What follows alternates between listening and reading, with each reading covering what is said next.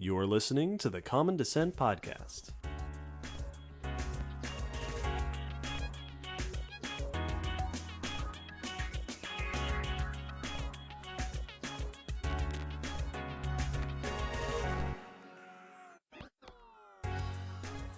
Hello, Will. Hello, David. And greetings, Earthlings. Welcome. Welcome back. Welcome to Common Descent Podcast, episode 32. Yeah. Today, our subject of discussion is the Naracoorte Caves of Australia. The Naracoorte Caves of Australia. The Naracoorte Caves of Australia. No, sir. No, that is not what it is. The Naracoorte Caves are a series of caves in South Australia that host among the world's most impressive collections of recent Pleistocene, late Pleistocene aged fossils, including lots of tiny creatures, lots of cool Australian extinct megafauna, and so on. The Naracoorte Caves are one of the best fossil sites in the world. In fact, they are designated as such. More on that in a bit. Very cool.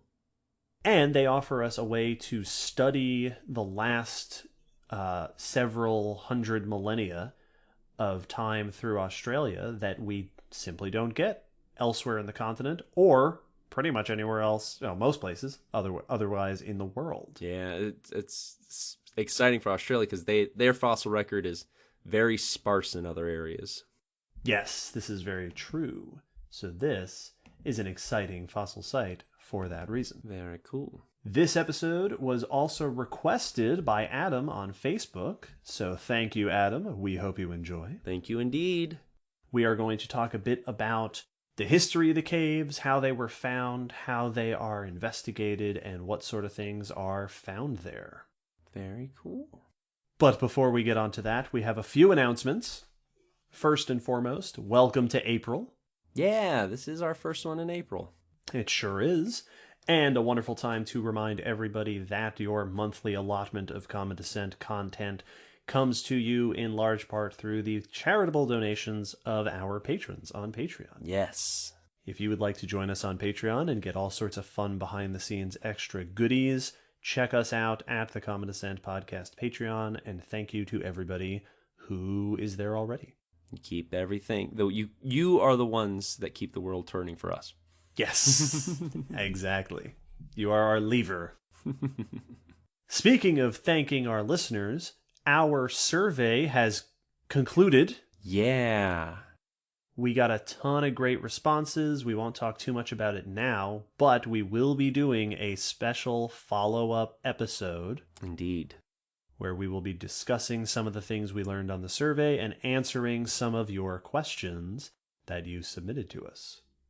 Speaking of upcoming things, we are doing a special thing on YouTube, right? As a follow-up to an earlier episode about sloths, we have been in contact with a handful of sloth researchers who have agreed to join us for a conversation about sloths. Yeah, it's gonna be really cool. Yeah, so stay tuned. We'll put more information about that on Twitter and Facebook and all over the place. We will be announcing it more officially later on with more details, so stay tuned for that. Keep your eyes open. And finally, this is episode 32, which means before too long, we will be planning episode 35. Yarp. And if you've been listening for a while, you know that every episode that ends in the number 5, we have a tradition that we decided the last time there was an episode that ended in the number 5, that those episodes are extinction episodes. All about death. All about death and cool stuff about that. We did the end Cretaceous, the end Triassic, the end Pleistocene mass extinctions, and now we are looking forward to the next episode. So if there is an extinction topic you want to hear about, let us know. What do you want to hear about in episode 35? And if there's one you've been waiting for, now's the time to speak up. Absolutely. But that is all for the announcements. Over and done with real quick. Before we get to our main topic, every episode, as usual, we like to take some time to discuss some of the recent news items that have come out in the world of paleontology and evolution and such, and discuss them. Yes. So let us start with Will. That's me. Well, That's my name. Yeah. I'm Will. Oh, this is very convenient. Did you hire a new guy? Is he prettier than me? So my first bit of news is about a injury on a dinosaur with a very new look at it. Ooh. It is fossil evidence of an infection in a sauropod rib that was diagnosed using X-ray micro CT scans. Cool. The article I'm reading for this news bit is from The Conversation, and it's by Patrick Randolph Quinney, who is one of the researchers on this project, so we're getting kind of an inside look from him. Now, the focus of this research is from a specimen of a sauropod from the lower Jurassic, talking 200 to 170 million years ago, and it is the Phangosaurus huni. One of the ribs of this particular specimen that they were looking at on the right side of the body had an injury in it that they wanted to take a closer look at. This dinosaur is a sauropod. Once again, the large, long-necked dinosaurs from the Jurassic. This was a moderate-sized one, about 6 meters. So not the ridiculous... Moderate for a sauropod. Exactly, not the ridiculously huge ones. And they estimate just under 2 tons. So it's not a... It's one of those paltry. Where... Yeah, it's... meh. They artistic reconstruction showed it as one of the ones that actually may have been able to raise up on the hind legs, so one of the smaller, more interesting, more mobile. This one is an older specimen. It was actually excavated in 1997, and the injury was noticed. It's a significant divot in one of the ribs toward the shoulder on the right side. When you look at it from the side, it's like a cookie cut out of the front of the rib that almost goes halfway in. Yeah. And then when you look at it from the front, there's this teardrop impression, like hole into the rib. And pretty obviously an injury. They were able to tell that there was likely an infection there, but they didn't know much about the internal structure of the wound. And typically, to look at the inside, you would have to destroy the rib. Yep. Instead, they used X-ray microcomputed tomography. Mm-hmm. Which is also known as micro CT. And this is effectively a 3D X-raying system. It's very similar to the CT scanning you typically think about, but on a much more focused scale.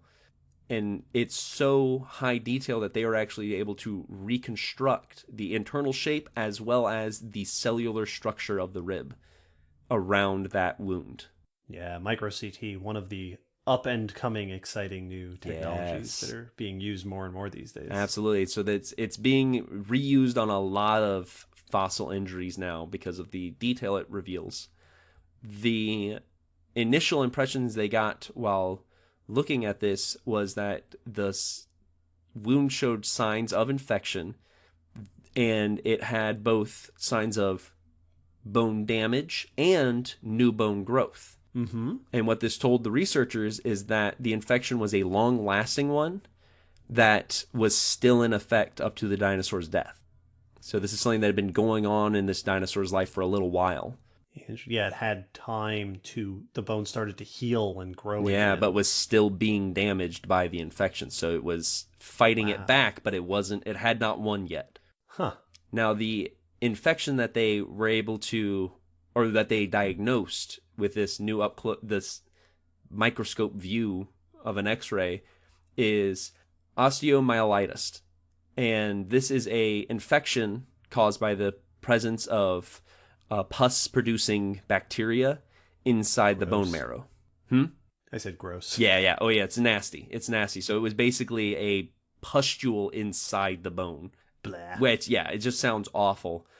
This can be introduced through the blood to the bone marrow or through a direct wound like this one. So something actually entering the bone can directly introduce this kind of bacteria. And it has a lot of things it can cause. So this dinosaur was not a happy one, very likely. It can cause fever, fatigue, nausea, discomfort, and can even enter the brain and, as they say, accelerate death. Man, if your accelerated death lasts longer than 4 hours, you're probably Yep, dead. it's you should have seen a doctor. You should have seen a doctor. Now, this is very cool because this is actually the oldest, if this is an accurate diagnosis, it would be the oldest case in the fossil record of this infection and the second ever found in a sauropod. That's really cool. Yeah. This all falls under this realm of paleopathology. Mm-hmm. So pathology refers to the study of ancient, of any kind of disease or injury or damage. And it's always fascinating to me that you can see that in ancient bones, especially when you can get that inside microscopic view of it. And this is, so they were saying that one of the cool things is that hopefully this will be able to be used on previously diagnosed injuries or infections. It may open up new looks or re-diagnose things now that we can go back through and use this new tool on everything. Very exciting. One of the side comments that was made on this injury, and this is definitely not 100%, but they said that the shape of the injury did match previous findings of bite or claw marks due to its tear-shaped, formation. Ooh. So this could very likely be a sign of a predatory attack that the animal survived, but may have ultimately succumbed to, or may have pushed it closer to death due to the infection. Right. They don't know who, of course, because it's just a hole, so you can't be sure. They said there is a Sinosaurus, could be a very likely culprit that is a large enough predator in that area from that time.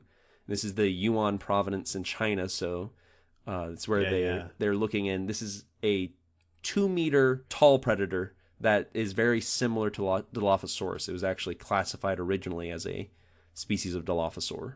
Right. So it lived nearby, could have done it. Could have very well. And so they point out that if this is a predator attack, not only is it now a pathology case, but it's also a behavioral and dinosaur interaction case, which is, equally as rare to actually get evidence of animals interacting with each other.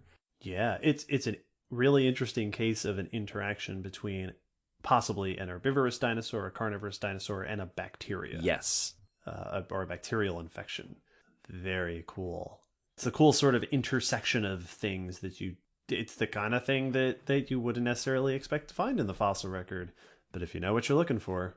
And I'm excited to see how this micro CT scanning, what else it will reveal as it continues to be used. Because the images, when we put the post up, go to the article, because the images of the bone are ridiculous. Yes. Seeing bone cells in a dinosaur fossil is really crazy. Oh, it's fantastic. My first bit of news is not about dinosaurs. It is about the opposite of dinosaurs, by which I mean humans. I don't know why they're the opposite of dinosaurs. Some people call some humans dinosaurs. It's once you stop learning how to use a smartphone, that term gets thrown around. In British Columbia, the oldest footprints of humans in North America have been discovered. Pretty cool stuff. Interesting. This is research presented by Duncan McLaren et al. In PLOS ONE, and I'm reading from the article by Laura Gegel on Live Science. Archaeological sites are not particularly common in this area of Western Canada, but these researchers, this group, was searching in 2014 in the intertidal zone of the island shoreline. The reason being that sea level was lower back then. So they were trying to look, basically they're looking at sediments that are under the tide level in this part of the island. And they found originally a single footprint. And then when they went back in the following 2 years, they found 28 more footprints. Wow. That came in 3 different sizes that they are interpreting as 2 adults and 1 child walking across the beach sand. This is actually soil, ancient soil, a paleosol, now buried beneath beach sands.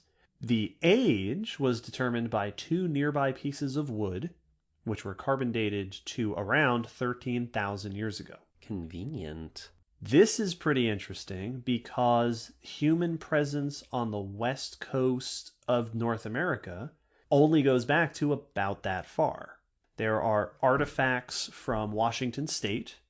The oldest evidence of humans, the definite evidence of humans on the west coast of North America, is in Washington State, and that dates back to not quite 14,000 years ago. The oldest Canadian evidence of human presence is artifacts in a cave in British Columbia only 12,500 years ago. So these footprints give us a very rare glimpse at what humans were doing, and the fact that they were doing anything at all on the western coast of Canada as early as 13,000 years ago. I love the way they found it by having to wait for the tide to go out to look at lower sea levels is very cool. Yeah, you got to know where your fossils were potentially being made. And they were actually looking more likely for artifacts, for physical remains, because footprints, it's very difficult to know where you're going to find footprints. They're not as easy to predict as more hard physical remains like bones and artifacts. Indeed. In this case, however, they found footprints well preserved enough. The article, the Life Science article, comments that they were able to assign U.S. shoe sizes to the feet. That one of them, the smallest one, is a junior size 8.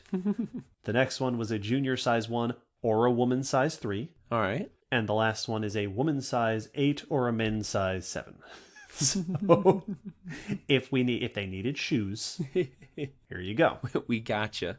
The fact that this is on an island also raises the question of how people were hopping around from island to island back then. Boating is obviously not unheard of for that potential travel. But the really exciting thing is that this is, as the article says, indisputable evidence for human presence along the Pacific coast of Canada, right at the end of the last glacial maximum. So it is a rare example of very, very early evidence of humans and the oldest human trackways on the continent. That's really cool.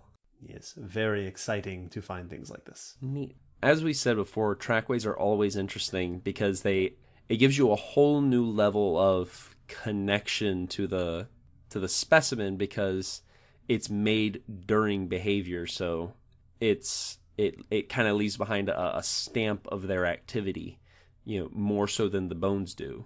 And like the fact that we can put sizes to these, immediately starts to put things into perspective. Yeah, it's more than just a person dropped this tool. It's somebody walked right here.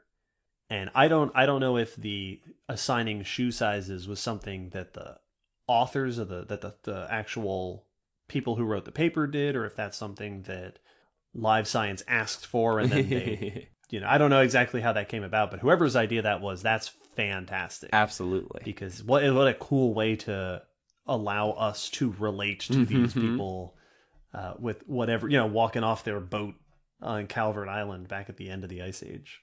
Very cool. Well, I am bringing things back to our proper orientation by talking about dinosaurs again. Oh, I hoped we had gotten away. Are we not done with this? Is this trend not over? Dinosaurs are old news. Literally. I would like to talk about some herbivores now. Specifically, the ceratopsians are horned and frilled dinosaurs. Those are pretty cool. Yeah, so this is a study looking at the usage of particularly the ornamentation on the frills.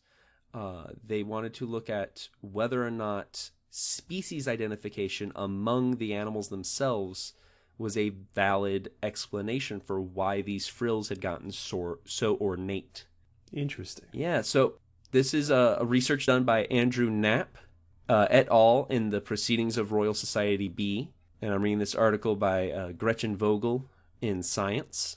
And the reason for this research is that Triceratops and their cousins, the ceratopsians, well known for their 3 horns on the face and the large frill at the back of the head, a trend has been noticed, long ago. This is a noted trend that the frill has many ornamentations in some species, and over time, like over the time of this group existing, tend to get more ornate. And the exact reason for that, those decorations and the level of ornateness, is not exactly known and not exactly agreed upon.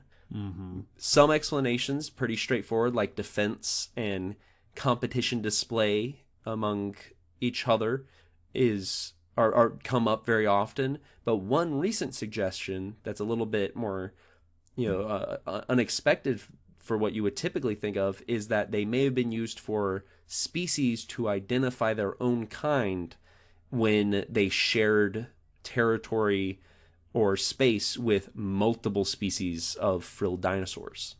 Yeah, so if you're out in the dinosaur plains of North America or wherever, and there's multiple similar looking species, say, all right, well, I know that even from a distance, my species is the one with the crazy horns on the side, and the other one is the one that doesn't have that, or exactly. whatever this case may be. It's like birds having different calls to identify that I'm a robin, you don't want the blue jay over there, Right. It's the same concept, but on a visual and physical scale.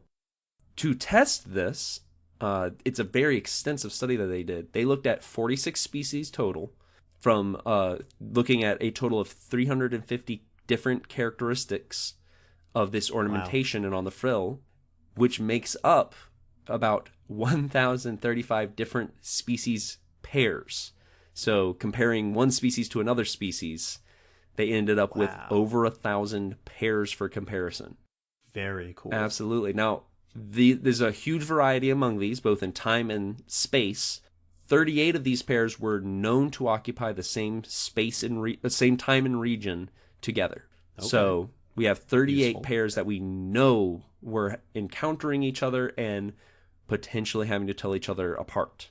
And then we have 63 other of the pairs that we know lived at the same time and continent, but have no direct evidence that they haven't been found together at a site. So we don't know they were occupying habitats together. But they very well could have been due to their time and where they lived. And then the rest are mostly going to be different times, different places. So we have ones that were interacting, ones that were likely interacting, and ones that were definitely not interacting.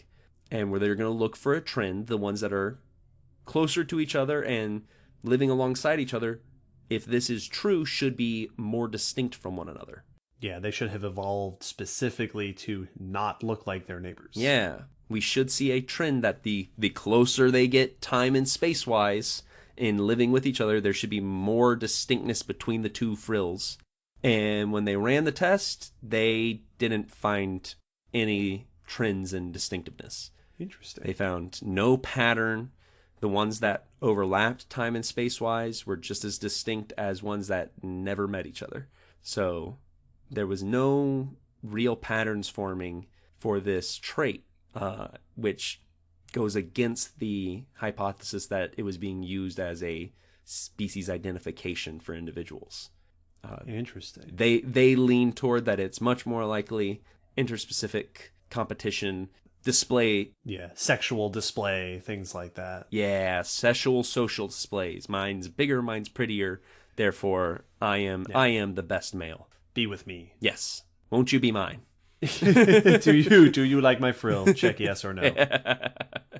This reminds me of the ankylosaur, the upside down ankylosaur piece that we talked about a little while ago, in the sense that, for me, I've heard about this question of how do we explain ornate features? Mm-hmm. Is it sexual display? Is it species recognition?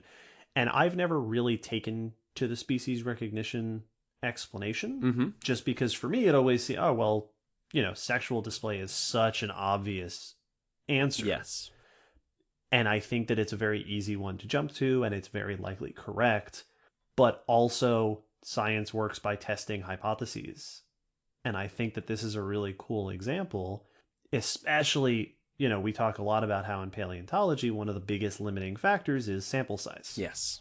Here's a case where they were able to take advantage of the fact that we have tons of ceratopsian fossils to do a really detailed statistical test of this hypothesis, which is really, even though the answer is probably not, that's still a very, very interesting result. Yes, and when it's because like you said, the sample size here is fantastic. The numbers are ridiculous. Almost 50 species, over 300 characteristics, over 1,000 comparisons happening. Yeah, for a fossil record, that's insane. That's awesome. And yes, it can seem disappointing that in movies it often would be portrayed that, well, we were testing to find this out and it failed. But it's not that it failed. They found out that no, this isn't the case, which would lean things closer toward one of the other reasons. Yep. Negative data is still data. Absolutely. And so this was, I very much enjoyed, and it definitely reminded me of the ankylosaur research. Yeah, good on you, chaps. Answering the tough questions. You know what we don't talk enough about on this podcast? Squamates. That's right. Lizards and snakes.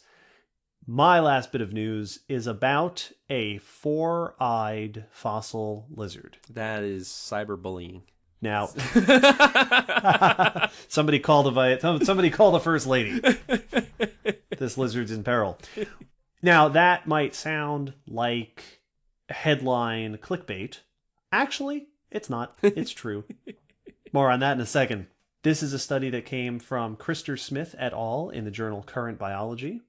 And the article that I might refer to is in Gizmodo by George Dvorsky. So, a little bit of background on the pineal eye. Some of you may be familiar with this notion of some animals having a third eye on the top of their head. This is a real thing. This is sometimes called the parietal eye. It is part of the pineal organ. And the pineal organ has two functions. One is that it helps us to regulate various parts of our biology, various time cycles, and in some cases helps us to orient ourselves. But in a lot of animals, it also protrudes out the top of the head and forms a light-sensitive organ, a eye. It's picking up light and interpreting it for the brain. It's not nearly as complex as our regular eyes, but it's built in a similar fashion and it's doing a very similar job. Pineal eyes are pretty common across basal vertebrates, fish, and amphibians, but they are extremely rare, in fact almost unheard of, in reptiles, birds, and mammals. Yeah, I mean, only one character in DBZ had it, so... Exactly. Yeah. The general explanation, our general understanding, is that the pineal eye was common early on, used to sense light and used to regulate internal stuff, but reptiles and birds and mammals lost it. In many cases, we still have the organ. It's still doing important hormonal functions, but it doesn't make an eye up at the top anymore. The exception is lizards. The third eye is still very common in lizards. So, when Smith et al. Were looking at the monitor lizard Saniwa incidens from around 34 million years ago, it wasn't a surprise when they CT scanned the skull for them to find an opening for the parietal eye, but it was a surprise when they found two of them. Oh, that's weird. One not next to each other, not paired like our regular eyes, one in front of the other. Oh, that's cool. Like lined up. These are two separate organs on the top of the head. Now, this is not the only creature that is known to have two third eyes. Modern day lampreys also have a pineal eye and a parapineal eye, or next to the pineal eye. But what's real now we can speculate on function all day long. It's very, very difficult to guess why this lizard had two parietal eyes. We have a hard time interpreting what modern day species are using these eyes for, so the authors don't really try to make too much of a guess as to what that is. But the really interesting thing is that having both eyes, both of these light-sensing organs next to each other on the top of the head, allowed the researchers to confirm that the main eye on the top of the lizard's head is not the pineal eye. The pineal eye is the extra one. The main eye is the parapineal eye. This writes a very interesting story of lizard evolution because it suggests that what actually happened was that as birds, mammals, reptiles evolved, all of them lost the pineal eye. Lizards developed the parapineal eye as their major top of their head eye structure. Earlier ancestors would have had it, right? Lampreys have it, so fish obviously can have it, but they, like mammals, also lost the pineal eye. They replaced it with the parapineal eye, and this group of lizards, their pineal organ re-evolved its light-sensing function at the top of the head. That's really cool. This is fascinating because anytime we discover something that's unexpected is really cool. But what's really striking about this is that this is a story of a light-sensing organ, an eye, evolving, regressing, re-evolving. And it kind of raises that interesting question of, there are some features that we kind of assume are super hard to evolve and thus very rarely do it. That might not be so much the case with these simple eye-like structures. Yeah, that's very cool. It's fascinating that they're able to manipulate it so much, which raises more questions on what are you doing with it if it's like there's obviously a use if you kept it around, but then you got rid of one and then brought it back. Like so many questions there. I also really love the mental image of since they kind of lost their main eye and developed a secondary while everyone else was losing it, is like going along with the trend but not really. It's like, oh yeah, no, I'm getting rid of it. It's super stupid, guys. I don't like it either. I never liked it. They got the knockoff version. Yep, and then they're like, oh, I'll just do this over here. We're just gonna, no, it's not a pineal eye, sir. Definitely not a pineal eye. No, I'm still cool. It's a loophole. So, and this makes me very excited for them to CT scan more lizard skulls. Yes. I want to see who else has this feature. CT scan everything. Yes, please do. Very nice. And that's it for the news for this episode. In just a moment, we will move on to the main topic discussion of our episode. Stay tuned.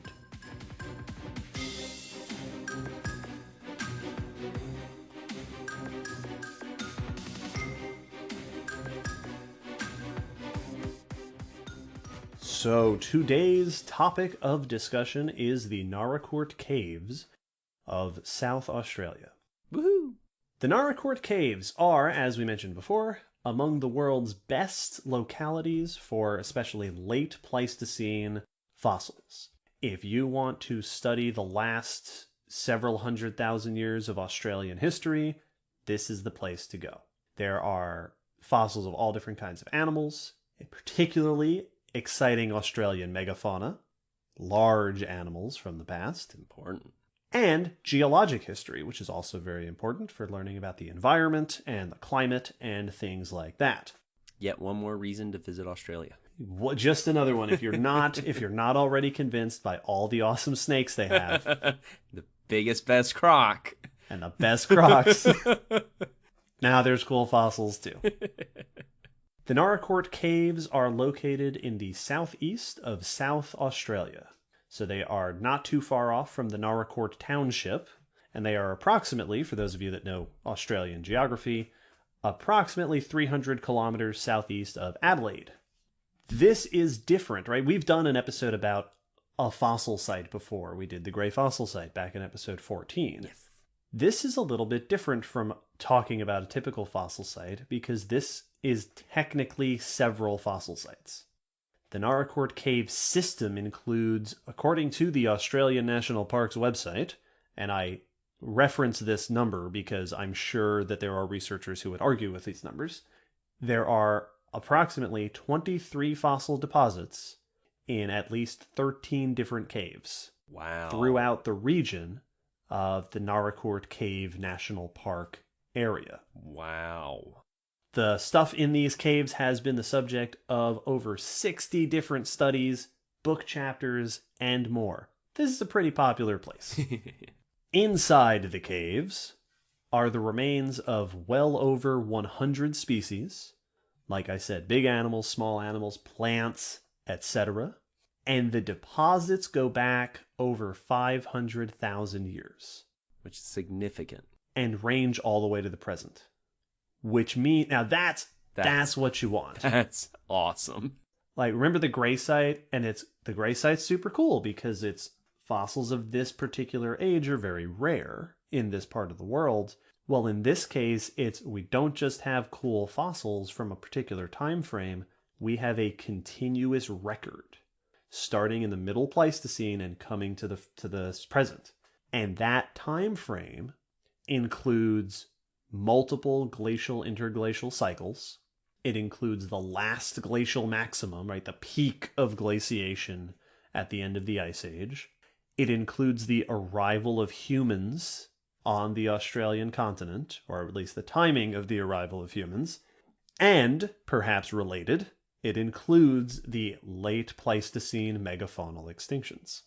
You can see why it's so famous. It's like if you asked a paleontologist to describe an ideal case study, fossil deposit site, these would be all the things on the top of the list for what they would request.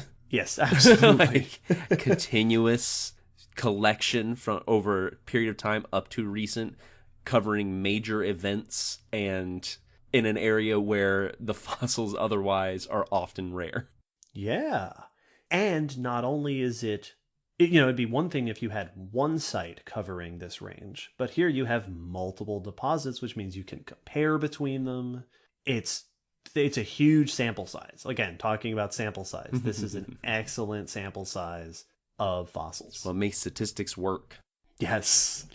And it's located in Australia, which is very cool because not only because Australia's awesome, I hear from the lucky sons of guns who have gotten to go to Australia, but also Australia's a weird place. Mm-hmm. Evolutionarily, Australia's creatures have a very long history of doing weird stuff. It's an isolated landmass, and so evolution has gone off in strange directions.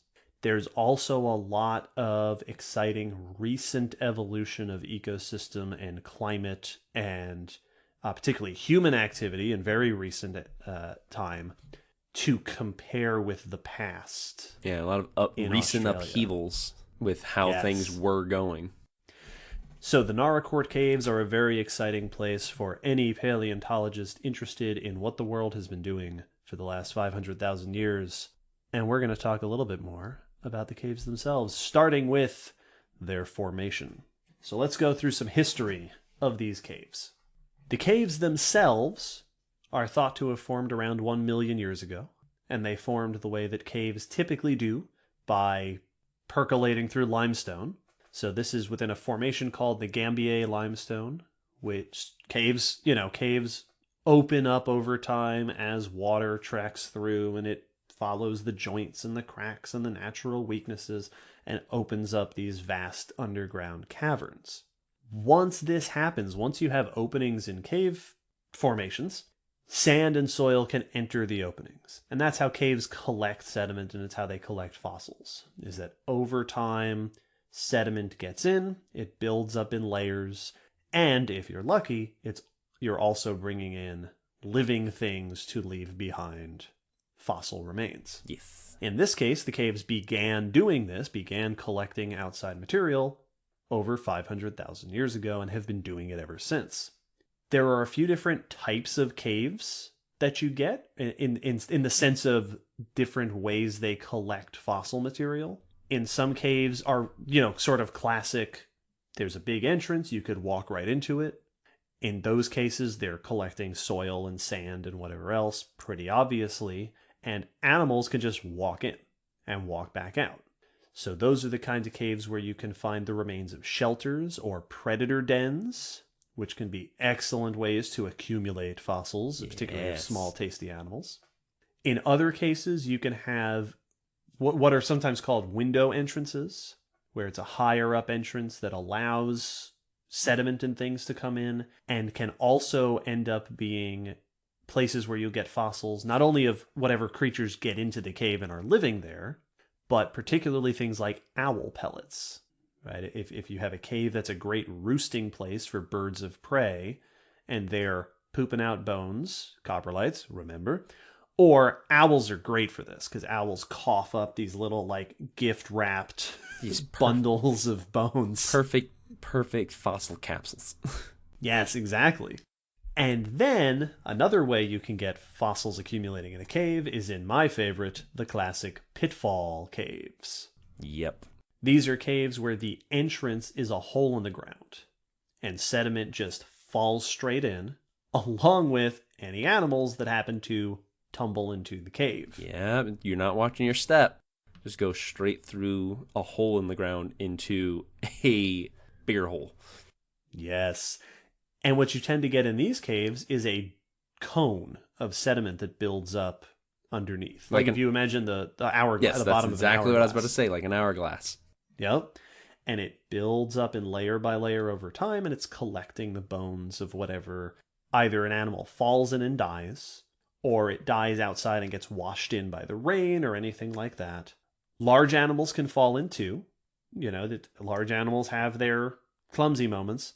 I learned that these caves are apparently particularly rich in kangaroo bones. It has been argued that kangaroos are more susceptible to falling in pitfall holes.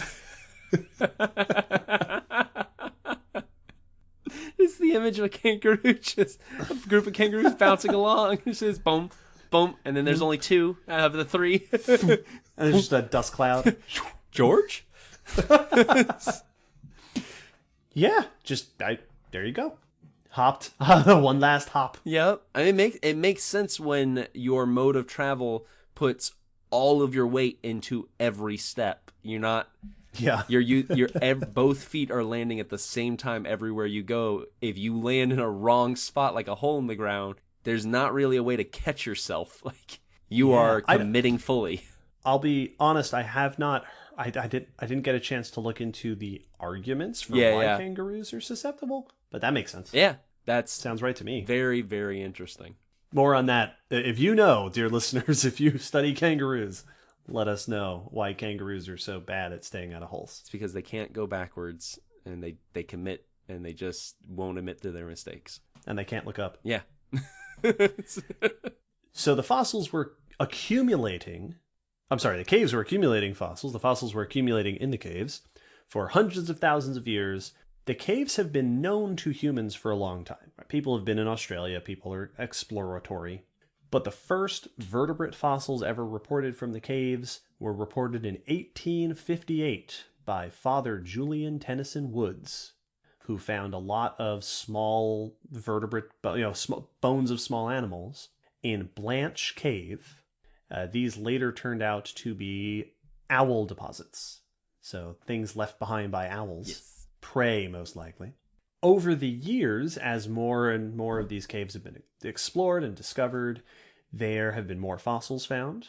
They've also been a source for guano mining, because guano is a very important resource. Collect the whole set. Yes. They are favorite places for explorers and cavers, and, very significantly, the Naracoorte caves are huge tourist attractions. Caves are fun. So these are caves. Yeah, no, absolutely they are. These are caves that get a lot of attention, a lot of traffic, a lot of people walking through them. But the science of the Naracoorte caves, the fossil science, really started to take off after the discoveries of bones in what's called Victoria Cave. In 1969, the cave was discovered back in the late 1800s. It's been open to the public since the late 1800s. Wow. But it was in 1969 that cavers led by Grant Gartrell and Rob Wells discovered an enormous deposit of sediment and fossils in the cave. So to zero in on this particular cave for a moment, the main area that they found the fossils in is called the main fossil chamber. This is a huge room. Yeah, very creative. I was about to say, I love the practicality of the name. Yep. And the one where we found this fossil. yes, yeah, they named the chambers like Friends episodes. Yes. The one with the kangaroo bones.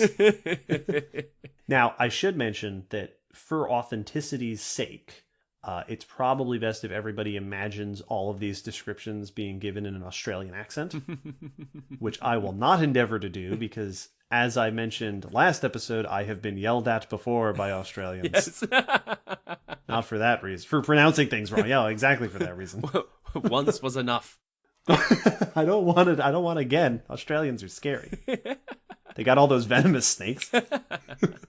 Giant crocs. They know the difference between real knives and... Main fossil chamber is over 50 meters long, so 150 feet plus for those of you back here in the States. And it is an accumulation of pit sediment. So it's one of those pit caves where sediment was coming in from the top, collecting in layers over time.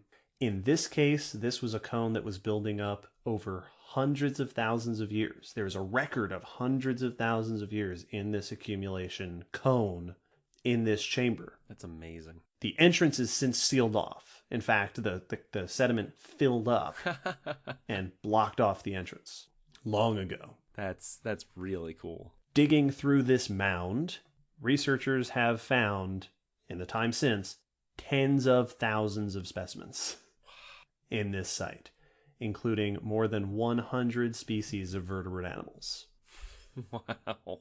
The initial discovery of this chamber is, you'll see it, I have seen it, remarked as the spark, right? This is sort of what catalyzed more and more fossil research to get done in this cave. Not that it's the only cave with cool fossils, mind you. There are also other chambers in Victoria Cave. Very well known, there's a couple of chambers known as the upper and lower ossuaries, which I learned while researching this, that those chambers were featured in David Attenborough's Life on Earth series in the 70s. Oh, cool. And if David Attenborough thinks it's worth visiting, then yeah, I would say so. I value his opinion in these matters. He seems like a cool dude. Who knows what's happening? Yeah, he's a hip guy. He's with it. Over the years, there has been... there's actually a long history of how the land around these caves has been designated. National park designation, various different names that have been put onto it. But it was in 1994 that the Naracoorte Caves became a UNESCO World Heritage Site. This is a big deal. It was actually designated along with Riversley fossil sites elsewhere in Australia as part of the Australian Fossil Mammal Sites, UNESCO World Heritage Site. Mm-hmm. Again, clever naming. Being a UNESCO World Heritage Site means a lot of great things, but mainly that the sites are now nationally protected. Excavation is regulated, how people are allowed to enter and utilize this land is regulated.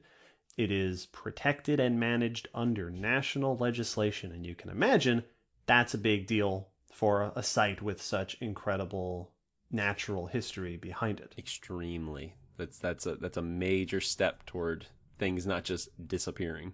Yes. The Burgess Shale is another example of a UNESCO World Heritage Site that was named such because of its fossil deposits. Cool. Among the criteria that allowed these sites to be named UNESCO World Heritage are their outstanding examples representing major stages of Earth's history and key stages in the evolution of ecosystems of one of the world's most isolated continents. Nice. So that's great news for paleontologists who want to work there because it means that you are now... Right? Remember when we talked a while back about the monuments here in the U.S.? Yes. That are losing land and losing their protection under the government. This is a big deal if you want to study someplace and make sure that the fossils are kept safe. Yeah, because the major thing is it's not a fast process to study a fossil site. You know, Gray Fossil Site has been there for nearly 20 years, and still only the surface has been scratched. So if you have a undetermined, not significant amount of time to look at it, you may never find that breakthrough or really get enough to actually know what there is to be known from a site. But having it protected for years and years, where you can guarantee to come back to it, is very significant for the research. Absolutely. And it's interesting you make that comparison with the gray site being, slow going. These caves are still revealing new things all the time. They've been known for well over a century, and for decades people have been actively going to them to get fossil remains. And yeah, a very small percentage of these caves is estimated to have actually been explored for the purpose of fossil excavation. That always baffles me when it comes to caves in general. Whenever whenever you read something on like, oh, there's this many miles of caves, under Tennessee, and they'll be like, oh yeah, and we estimate that there's probably another blank amount of miles that we haven't actually uncovered yet. And it's like, how is the ground holding itself up? Like, there's so many caves, and so many, like, caves are way more expansive than a lot of people realize. Yeah. And once you get a major karst topography, cave yielding, bit of geography, it can be ridiculous in how much can be hidden within a fairly small area.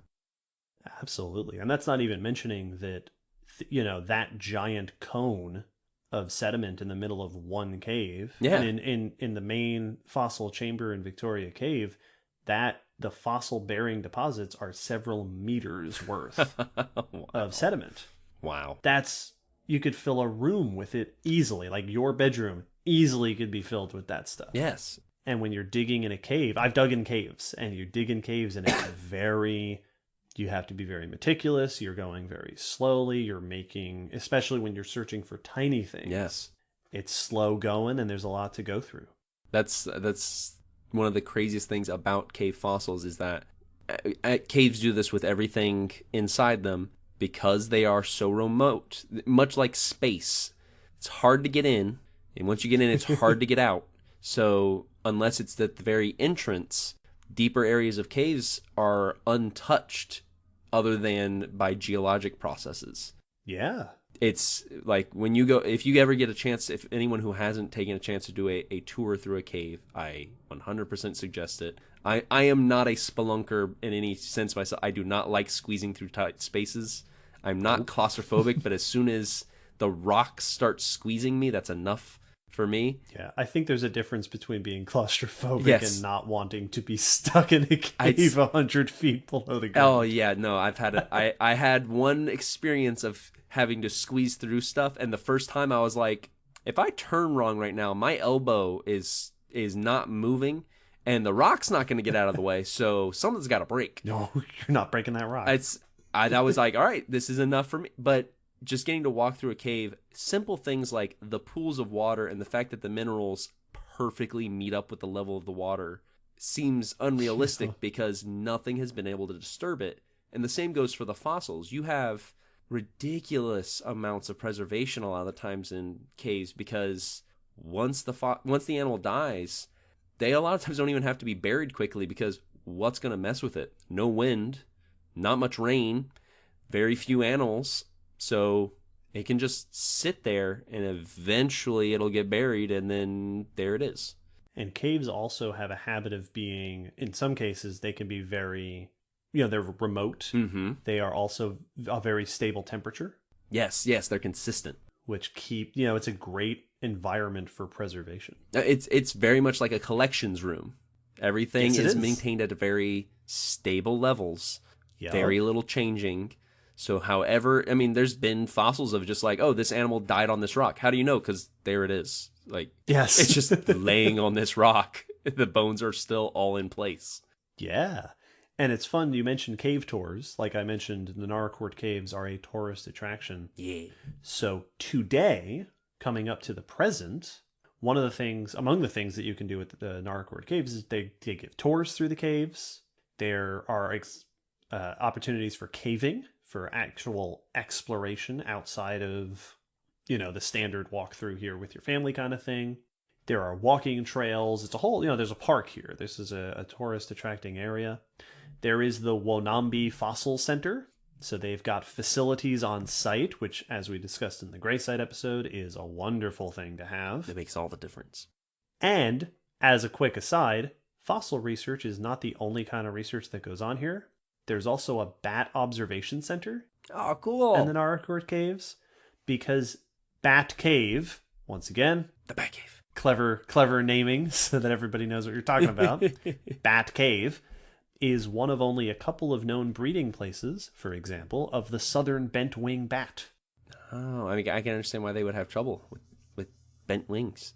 Yeah, oh, exactly. How are they going to get from all these caves? They fly in circles. So this is, there's a lot more to these caves than just the fossil stuff that goes on there. We, of course, are focusing on the fossil stuff because it's super cool. Yes. So, speaking of the fossil stuff, what has been found at these caves, and what can they tell us about the past? The next half hour will be just a listing of species names. We're just going to list species names for the next half hour. Before we list species names for half an hour, one of the other things that's always interesting to ask about a fossil site is, where do your dates come from, right? Once again, in the Gray Site episode, we talked about how we get those dates by comparing the fossil assemblage, the animals that we're finding there, with other fossil sites. One of the other nice things about having a bunch of different sites and a huge sample, like in the Naracoorte system, is that you can date using tons of different methods. All throughout the caves, the dating is done in different chambers and different caves on different material. There's radiometric dates, there's thermoluminescence dating, you get a great assemblage of dating samples to give you a better idea of what time frames you're actually working with. Yeah, lots of overlap so that you can continually confirm that the edges of this dating match up with the edges of the two on either side of it and continue to form the picture. Yeah, and back in our geologic timescale episode, we talked about correlating layers and ages between different parts of the world. Here, they're doing that in the caves. Right, you can correlate, this cave matches up with this cave, and this is our record. That's how you put that full record of 500,000 years of geologic history together, by linking up the different layers in the different caves. Really a cool example of being able to do this. Yes, it is. But now, let's talk about, at least a little bit, some of the fossil finds at the Naracoorte Cave system. Yeah.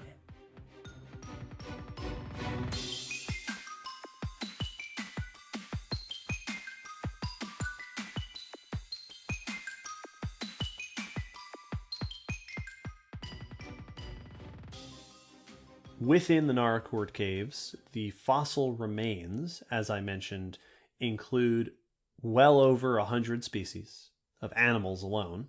This includes mammals, reptiles, amphibians, all sorts. It also includes around 20 different species of megafauna. Which is so cool. So you'll remember from episode 25, our last extinction episode, megafauna are generally, as the name suggests, big animals. In Australia, looking at megafauna in Australia is very interesting because the megafauna in Australia is very different from the rest of the world. Indeed. In the rest of the world, you're looking at lions and tigers and bison and elephants and, in the past, ground sloths and glyptodons and things like that. Australia doesn't have those. And Australia never did. They have their own group, their own types of animals down there. So Australian megafauna is things like kangaroos and huge. Ancient marsupial herbivores and giant flightless birds of the past. And what's really interesting, of course, is that those giant, strange Australian creatures all experienced a mass extinction around the same time that the giant creatures everywhere else in the world experienced the mass extinction at the end of the Pleistocene. In that realm of 50 to 10,000 years ago. To me, it always stands out because Australia lacks many large animals. Like, their biggest animals are the crocodiles, and really kangaroos and emus. Like, there's not many animals in Australia that get what we would consider big. Bison or rhino or hippo-sized or, even elk-sized. Like, they don't have a lot of that left. So Yeah. seeing that they were there is very interesting. So in the Naracoorte caves, you do get remains of some of these creatures. For example, there are lots of fossil remains of what are called diprotodontids. Yay! These were sort of bulky, big Australian herbivores. Yeah. The most famous of these is Diprotodon, the largest marsupial ever. Its remains are known from the Naracoorte region. This was, big, bulky, four-legged, wandering around gathering plants, weighed as much as over 2 tons. Big. So big. So yeah, no, this is like rhinoceros Yes. big. It's not the only diprotodontid. There's also one that is well known from Naracoorte caves called Zygomaturus, which has been likened to a small hippo. And there's one, once again, making those gray side comparisons. There is a diprotodontid marsupial known from the region called Palorchestes, which has been called the marsupial tapir. Oh, nice. You'll notice as we continue to go on, there is a habit of naming marsupials the marsupial this thing. Yeah, the marsupial placental. Yeah, exactly. This isn't a tapir. It's not even close to a tapir. It's a marsupial. But and it's actually all I know is placental. So all I know is placentals. What is that? It's the marsupial bear. I mean, it's kind of like a bear. All right, good enough. But it has a pouch. Marsupial bear. And it's funny because Palorchestes is big, bulky, had big claws and powerful front limbs, possibly for digging for roots and stuff. Yeah, we've seen this pattern before. Yes, which, if you know what a tapir is not very much like a tapir. No. The reason it's called the marsupial tapir is because the structure of its nasal bones makes it look like it had a little trunk. Makes me so happy. It might have had a little... If you don't know what a tapir is, dear listeners, these are... We've talked about tapirs before. These are mostly South American animals that are kind of like a little round rhino, but no horn, and they have a short trunk on the front of their face. Yep, just enough for them to manipulate stuff, but not quite the hose of a elephant. Yes. Drowsy from Pokemon is a tapir, Yes. or at least based off of a mythical creature that is based off of a tapir. It's taper by 3 degrees of separation. Yeah, exactly. Other marsupial mega herbivores that come out of Australian fossil record and in the Naracoorte caves, I mentioned there are lots of kangaroos. Yeah. Lots of kangaroo fossils out of the Naracoorte caves, including some living members. They're, relatives of living kangaroos, as well as extinct groups of kangaroos like the Sthenurines, Yay. the short-faced kangaroos. Yeah. We've talked about these before on the podcast. I think there was a news item at one point. It might actually have been the SVP episode. I think so. These are also called the walking kangaroos because we don't know how they got around, but they were big, typically with flatter faces, and they included such members as Procoptodon, which is called by some the largest known kangaroo. I'm sure there are others that vie for its title. But this was about up to 2 meters tall. Nice. Right? 6 feet or so, which is on par with modern day large kangaroos, but it was bulky. Yeah, it was hefty. It was a hefty kangaroo. And there are others. There's Simosthenurus, which is a well-known Sthenurian kangaroo as well. The number of kangaroo species that have come out of the Naracoorte caves is at least 9. Nice. So they are pretty common coming out of these caves. I love it for a number of reasons. Kangaroos are just cool animals to begin with because they're so different than what we are used to for mammals in most of the other continents. But the fact that such a specific design, like there's not many animals that use strict hopping as your main mode of locomotion. Like kangaroos can't even walk correct. They use their tail to tripod walk, but like they have trouble walking backwards because of their weird situation. So it's like the fact that they are so bizarre but have been super successful in Australia for a very long time is Yes. very interesting. It makes me just very happy. It's like, oh no, this is just what we do really well. And it's cool to have a fossil site like this, this area where you can track the evolution of a group Yes. like that. Every ecosystem with herbivores requires carnivores. It must be balance. The most famous marsupial carnivore is Thylacoleo, which is known, following our trend, as the marsupial lion. Thus the Leo. Despite not being a lion, it is a marsupial. It is the largest known Australian mammalian carnivore. This was a lion-sized animal. The comparison with the lion, right? Marsupial convergent evolution is very popular. But the comparison goes as far as it having grasping front arms and retractable claws. It's like the paws look very big cat. Yeah. So this is a species that is quite well known from Naracoorte. A lot of what we know about the marsupial lion, and I'm going to stop calling it that because it's a misnomer, Thylacoleo, comes from finds in Naracoorte caves. There are dozens of specimens that have come out of Naracoorte.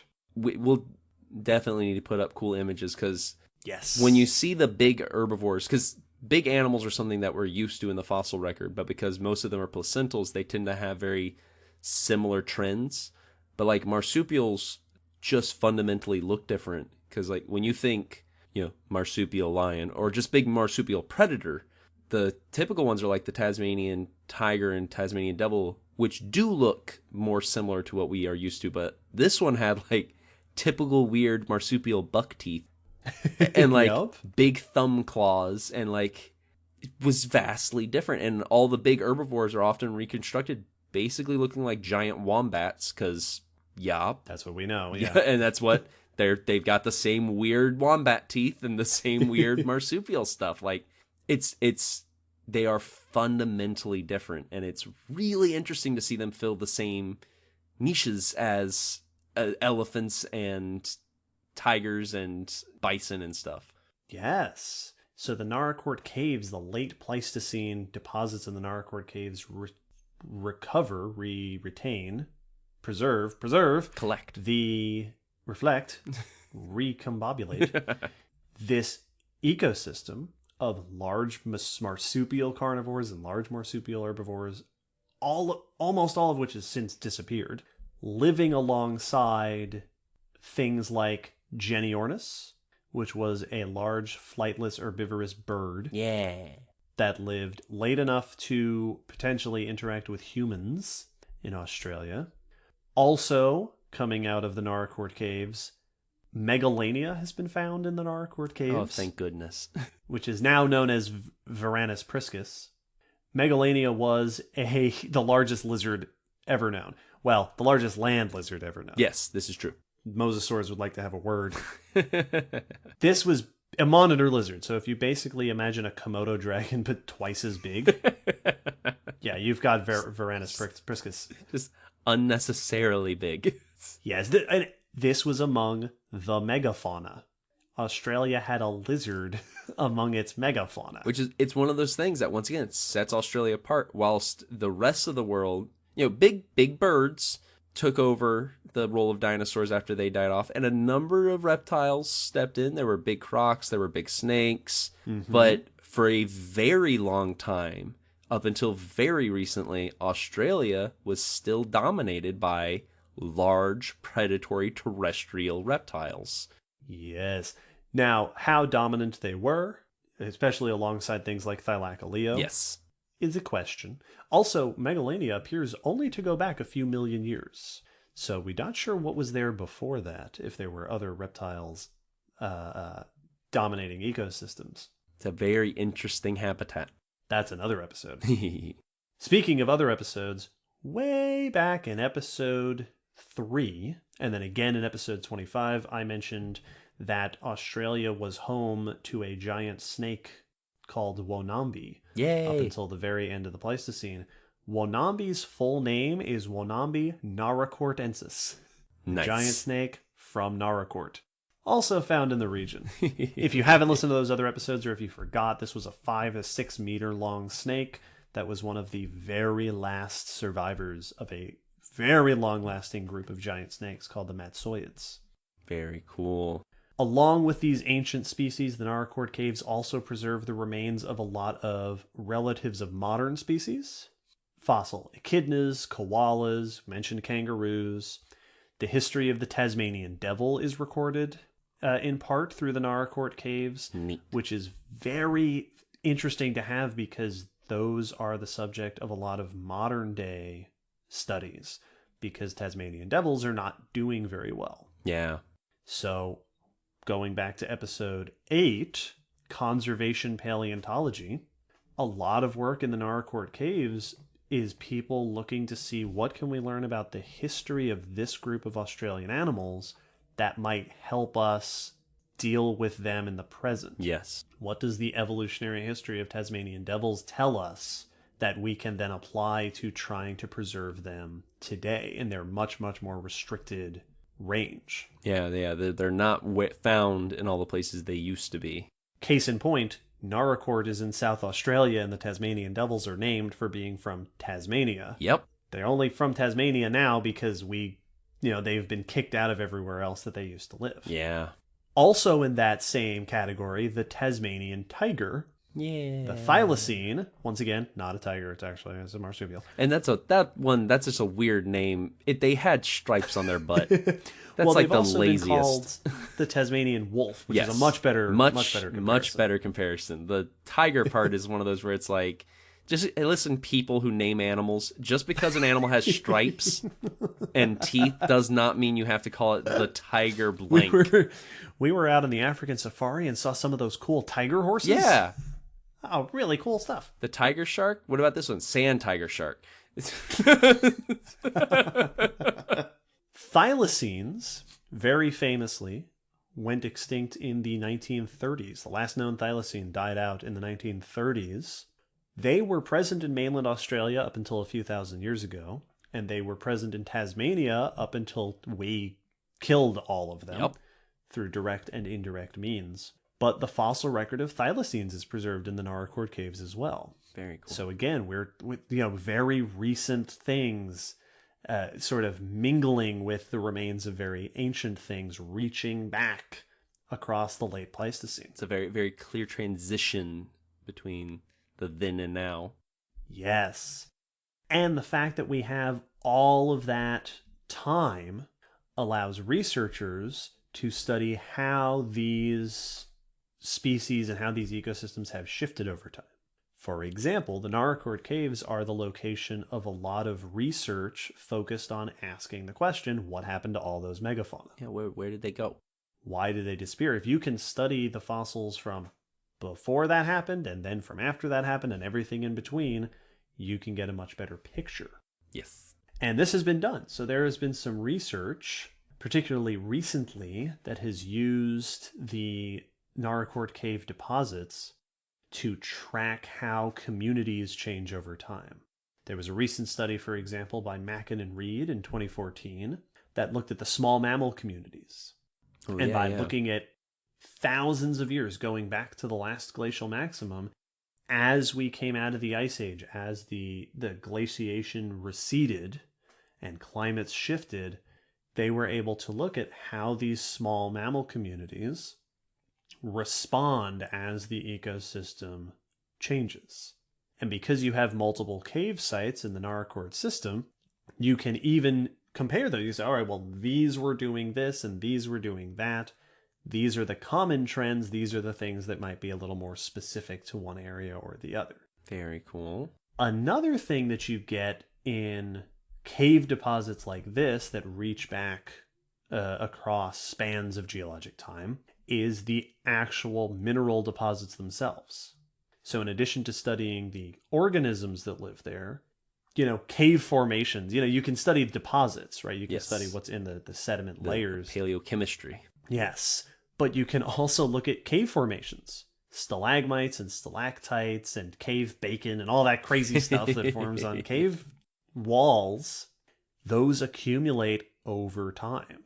If you've ever watched, if you're ever in a cave, they always explain to you, this is how stalagmites form. And it's gradual deposition of minerals over many, many, many, many years, building up those formations as water drops off minerals in those particular shapes. Mm-hmm. Which means that they leave a record. You can study, stalagmites are a great source of people researching how has the chemistry of this cave changed over time. That's like when we talked about in our micropaleontology episode, we're looking at the composition of the shells of the fossils. Teach you what the ocean chemistry, looking at the composition of the cave wall, will show you how the chemistry changed. And it's a lot of the same chemicals, actually. Yeah. It's calcium. It's carbonaceous chemicals that are being deposited as these cave minerals. Good stuff. So you can also get a record of things like climate by proxy of your cave minerals, by what was the atmosphere like. Moisture is something you can study pretty well from cave and sediment chemistry. How was there arid times? Were there damp times? Were there warm times? Were there cold times? This is extremely useful when you're looking at glacial cycles. Yeah. Coming in and out of cold and dry into warm and wet. Another thing that has been the focus of some very recent research is the plant fossil record. For quite some time, there wasn't much known about the plant record from the Naracoorte caves, but some fairly recent findings have shown that there is, in fact, a good record, if you know where to look, of pollen and of other parts of plants like seeds and wood.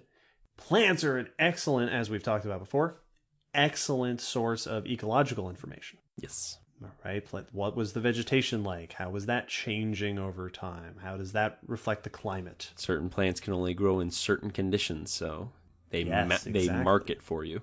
And with all of these different types of information, you can start to make comparisons and correlations. So there was another study from about 10 years ago, Prideaux et al. And this is just an example that I happened to come across. There's been plenty of these, and we'll put them in the blog post. This study combined the fossil data, right? What evidence do we have for remains of fossil creatures, with the speleothem record. And speleothems are cave formations in the mineral formations in the walls. You looking at the speleothems to get a sense of the history of moisture in the air, comparing moisture over time with fossils over time to look at correlations between how the populations of animals changed while the glacial cycles were changing. Nice. Climate to creatures. This particular study, by comparing climate shifts over time to populations of creatures over time, found little link between climate change and megafaunal extinction. Bum, bum, bum. But please refer to episode 25. It's the smoking gun. An extensive discussion. Yes. But this is where you turn for those questions. Was climate involved? More recent work, this is work being done by Liz Reed, who does a lot of work in this area, who is among the people trying to make the most out of this. One of the articles that I read described their initiative to compare the sediment record, the speleothem record, right, the cave formations, with pollen, larger bits of plant, animal remains, coprolite remains. Hey-oh, episode 28. There's also a record of charcoal. And charcoal can give you indications of environmental changes, fire, how often you were getting fires and what that can tell you about the climate. All of this is there. So there is an initiative now with people like Dr. Reed putting the record together of all of that over tens of thousands of years, getting every bit of proxy information you can get about the environment at multiple sites. That's fantastic. And some of this work includes recent discoveries, and I like this as a tying it back to the beginning, recent discoveries found in Blanche Cave, which is the cave that Woods found the first recorded vertebrate fossils in the Naracoorte area. Yes. Way back in 1857, I think he found it, and then 58 he reported it. People have gone back to that cave and dug deeper and found, oh, hey, there's a great pollen record here. That's exciting. Speaking of new things, in addition to there being, right, we found there's more plants, there's more fossils in various parts of the caves. Just recently, in 2016, a study came out that provided the first evidence of ancient DNA preserved in one of the caves in the Naracoorte system. Ooh. This is very exciting. This study, this was Greeley et al., 2016, that found DNA preserved up to 18,000 years ago. Wow. And this also was, they were using this as a starting point to get an idea of, okay, where else can we find DNA in these caves? Where else might we be able to look? How well is it going to be preserved in different parts of this region?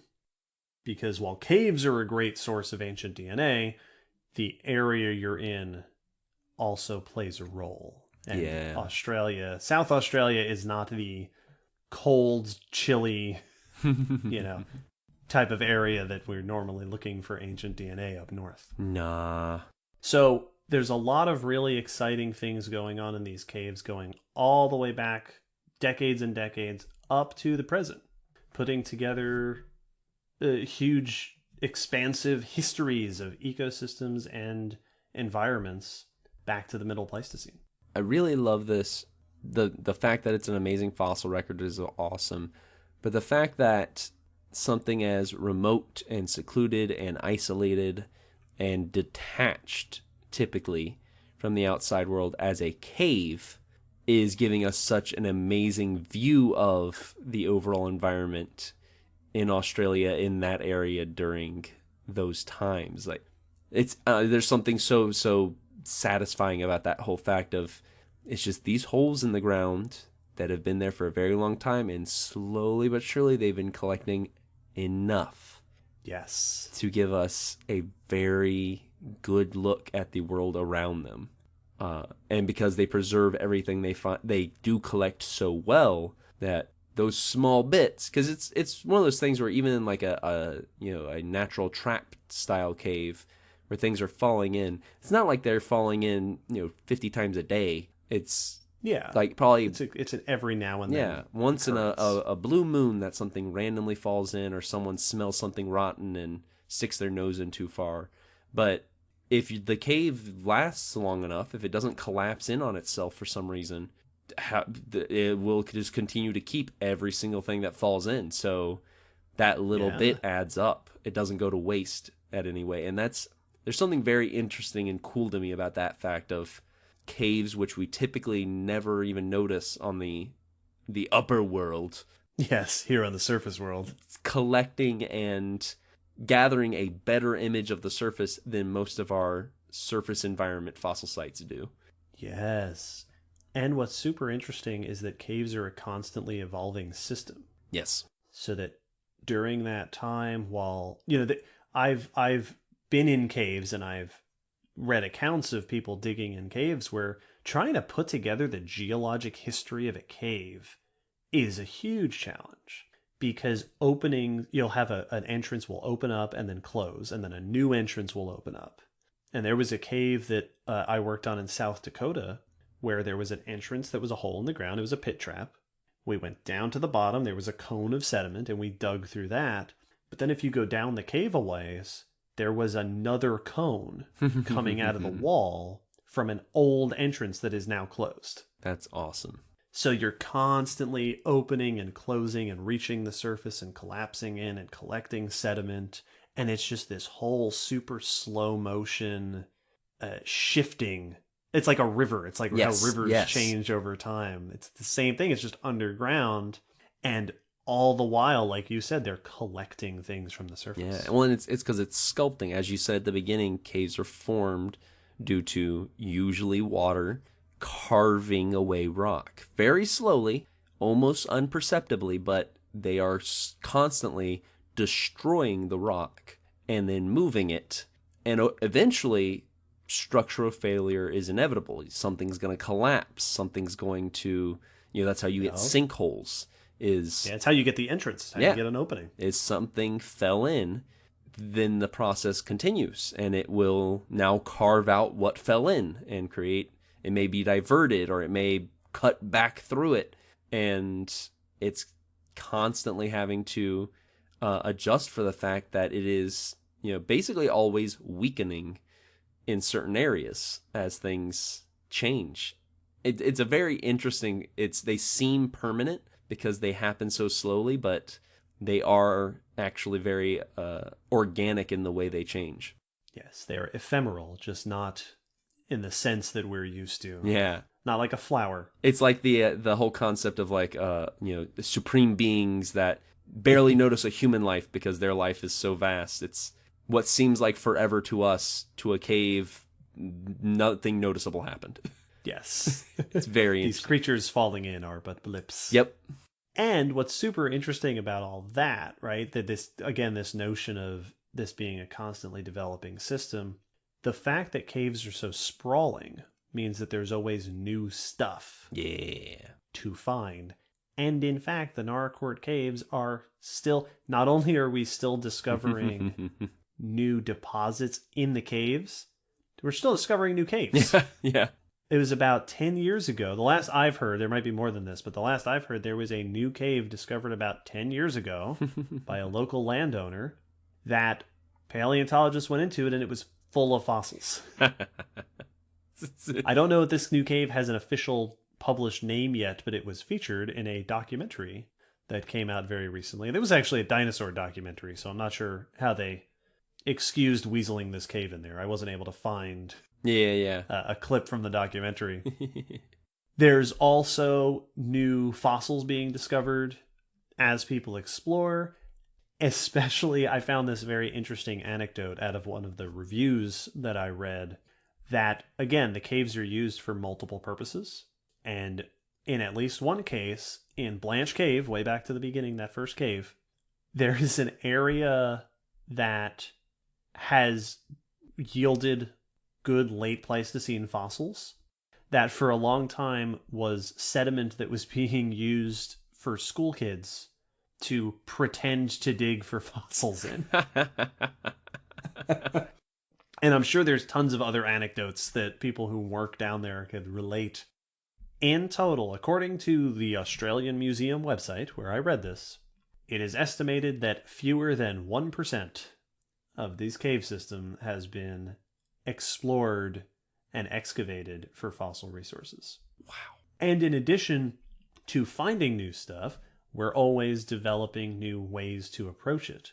There was, in the news not too long ago, the Naracoorte cave system was featured because paleontologists got a huge new grant, a big new collection of funding to not only explore more in the caves, but to use new techniques, including, and there's a cool video of this that we will post on the blog, a project to 3D laser scan the caves to map them. Oh, that's so cool.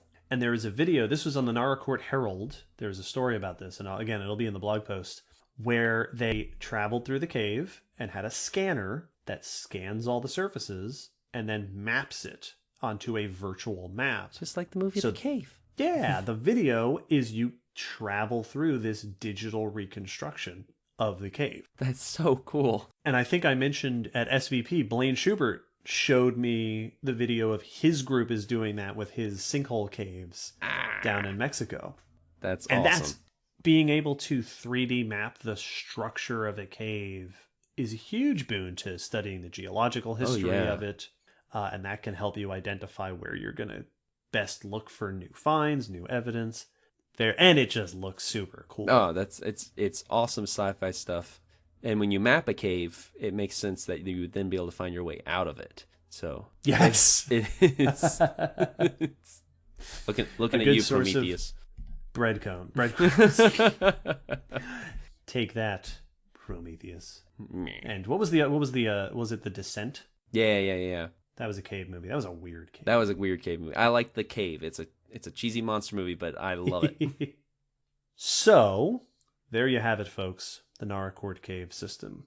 Site of lots of great fossils, wonderful insights into the history of Australia, and exciting and ongoing research. Indeed. I love the mental image of them finding new rooms just for the idea of someone being like, hey, have you guys checked for fossils in this room yet? There's not a room over there. Yeah, there is. The cave in South Dakota that I used to excavate in, there was a passage that the people there had always known about that went deep into the cave, but it was super tight. Yeah.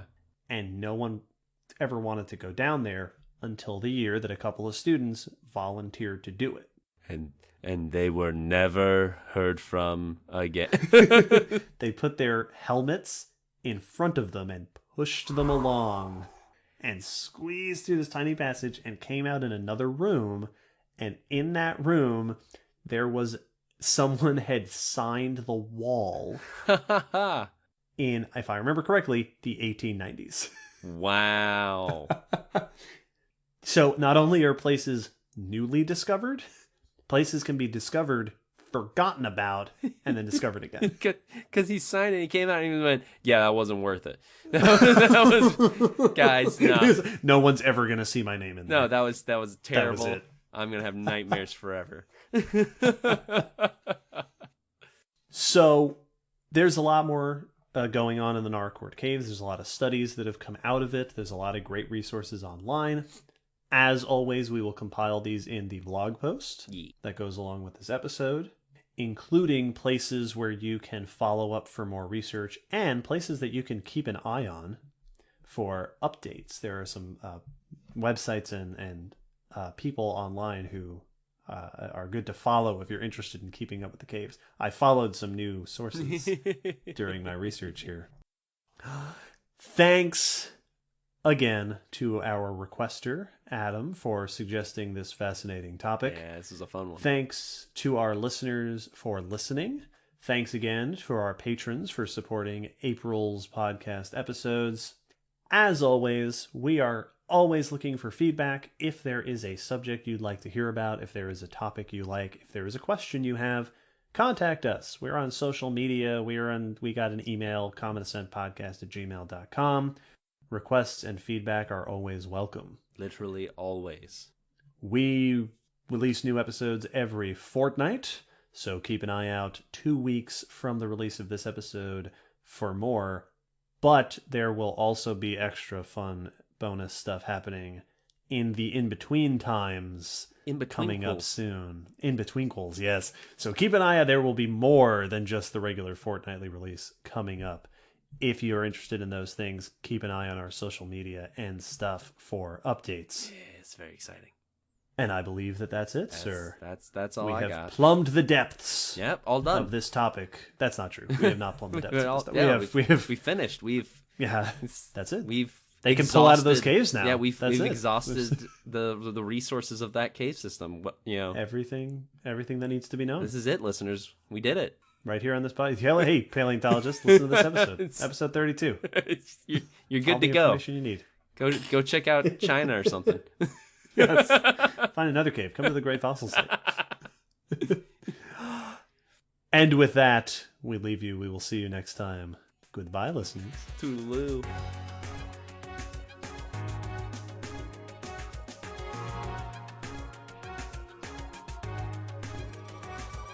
Thanks for listening to the Common Descent Podcast. You can follow us on Facebook, Twitter, YouTube, and check our WordPress blog for pictures and links after each episode. Huge thanks to our patrons whose support helps keep this podcast running and who get access to bonus goodies on Patreon.